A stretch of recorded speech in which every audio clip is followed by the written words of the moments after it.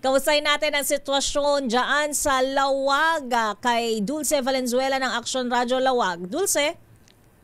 Yes, magandang hapon mula dito sa Lawag City, sa probinsya ng Ilocos Norte. Nararamdaman na ang pabugso-bugsong hangin at ulan ngayong hapon, partikular dito sa barangay Zamboanga sa lungsod ng Lawag, kung saan kaninang umaga pa ay naka-alerto at naka-activate na ang mga barangay DRRM office, kabilang na rin ang City Disaster Risk Reduction Management Council na pinamumunuan ni Dr. Melvin Manuel.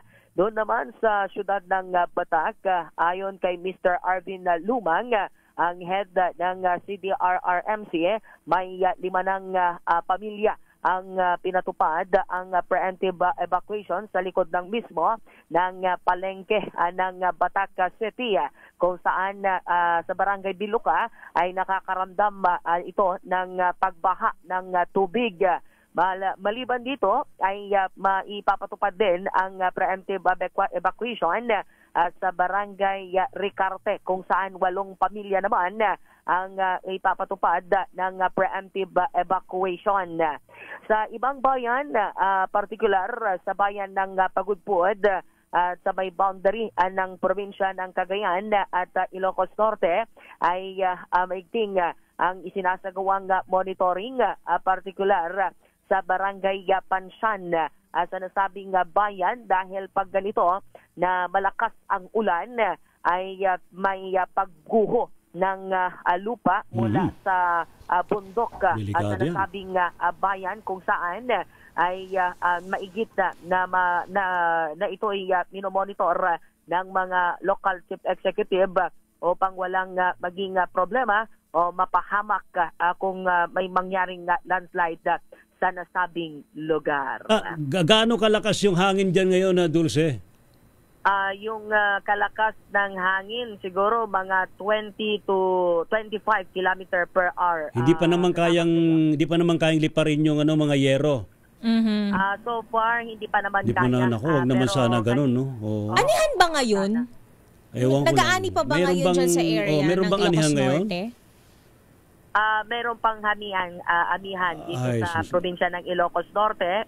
May epekto din tong bagyong Crising dahil signal number 2 na rito. Anihan. Harvest season. Agan-ani kayo pa dito Ilocos Norte, aya? Anihan. Agan-ani ti Pagay. Oo, madama iti panagraep. Panagraep. Ti anya? Ti Pagay. Palay. Pagay. Pagay.